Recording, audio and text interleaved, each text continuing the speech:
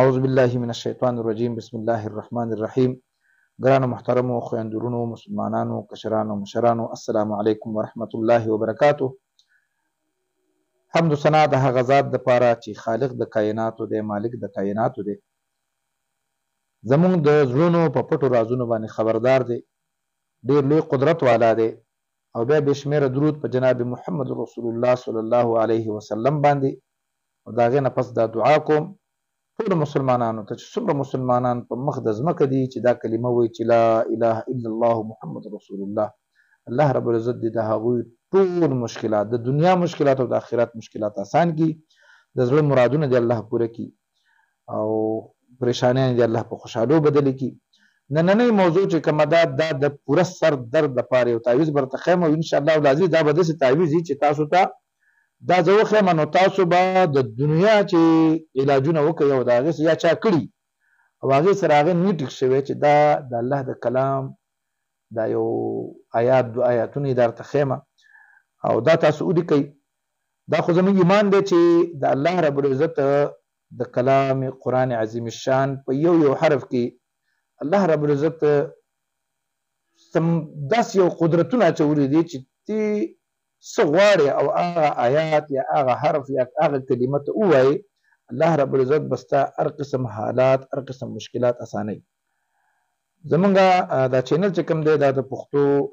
چینل مونږ دې دپاره کلاو کړی زموږ پښتنو وروڼو ته خیر ورسي. خو افسوس خبره دا ده چې مونږ خپل چینل ته وګورو، بیا د ګانو بجانو ډرامو چینل ته وګورو، نو هغه یو ګانه چې دا خلک په میاشت کې په لکونه په کروڑونه خلک میلیونز کې هغه ویډیوګانې ګوري، او چې موږ کله بیا د دین دپاره خبره کوو، د هغې د آخرت دپاره خبره کوو، د هغوی کتونکي څوک نه وي. زموږ د معاشرې تباهۍ د بربادۍ سبب هم دا دی چې زموږ د دین سره شوق نشته. چې کله څوک وګوري دا خو وظیفه ده او دا خو دین خبرې کوي، نو هغه چې کوم د ویډیو واړئ او چې کله ګانو موږ دا په خپله دا یوټیوب چینل ګورو خپل چې کوو، نو موږ د ګانې معنی چې مخې له راشي موږ خفه شو چې موږ مسلمانان په کوم ځای کې اخته یو. ټوله دنیا چې کوم ده د نیټ نه علم یې زده کوي، ساینس یې زده کوي، ټکنالوژي یې زده کوي، عقل یې زده کوي، او موږ نیټ له پیکجونه صرف دې دپاره کوو چې موږ ګانې وګورو، فحاشي وګورو، ډرامې وګورو، وخاندو ورسره. نو دې کې ګورئ د ټولې دنیا غټ غټ علما پکې دي، هر سړی ته د خپل مسلک د خپل مذهب مطابق هغه د هغې نه مواد راغستی شي. نو موږ مسلمانان یو او موږ به د خپل مذهب دپاره دیني څیزونه بلاول ګورو. دا چې ته کله دا ګوتې اړې که نه، ته چې کله د الله کلام یا وظیفه ته اړې او ته ګانه ګورې یا ډرامه ګورې، نو زه به تاسو ته نن یو آیات په سورت یاسین کې الله رب العزت فرمایي چې الیوم نختم علی افواههم وتکلمنا ایدیهم وتشهد ارجلهم بما کانوا یکسبون. الله رب العزت وایي چې هغه ورځ باندې به زه د دې انسانانو په ژبو باندې به زه مهر ولګوم. لکه موږ خو دلته په پاکستان په دنیا کې چې کوم دی پاکستان کې هر ځای کې موږ ته څه مسله پېښه شي نو موږ دا ژبه چې کومه ده استعمالو، یاره دا کار ما نه دی کړی او زر زر خپل چالاکي وکړو، خبره ځان خلاص کړو، حالانکې هغه ګناه که زموږ لاسونو کړي که زموږ خپې کړي خاموش شئ. الله رب العزت وایي په ورځ د قیامت به زه په دې خوله باندې به مهر ولګوم او د ده لاسونه به الیوم نختم علی افواههم وتکلمنا ایدیهم، د ده په لاسونو باندې به زه خبرې شروع کړم چې دغه لاسونه به خبرې شروع کړي. وتشهد ارجلهم، او د دې خپې به ګویي کوي، ستا یو یو اندام به ګویي کوي. الیوم نختم علی افواههم وتکلمنا ایدیهم وتشهد ارجلهم بما کانوا یکسبون. هلته به ته چپ ولاړې خوله به دې کار نه کوي او الله په مخ کې به وایي چې دا خپې به دې وایي چې یا الله زه په پلانکي ځای ته دا زنا دپاره تللی و، دا چې کوم دی د غلا دپاره په ما تللی و، دا لاسونه به دې په خپله حل وایي، هر یو بدن به دې حل وایي. نو دا کومه غټه ګوته چې ستا ده که نه، دا چې کله د الله کلام مخکې تېری که نه، دا به دې باندې بیا به دا وایي چې یا الله زه د دې لپاره استعمال کړی یم چې زه به دله به آیات مخې له ورغی، قرآن به مخې له ورغی، ستا کلام به ورغی، یو عالم به یو مسله کوله نو ده به زه استعمال کړم او هغه به یې واړو لاندې به یې ګانه او ډرامه واورېده. نو الله رب العزت دې تاسو ټولو ته سره زمونږ هدایت وکړي. نو راځم خپله موضوع ته خو مهرباني دا وکړئ چې آخرت دپاره غم وکړئ. دنیا چې کومه دا پاتې ده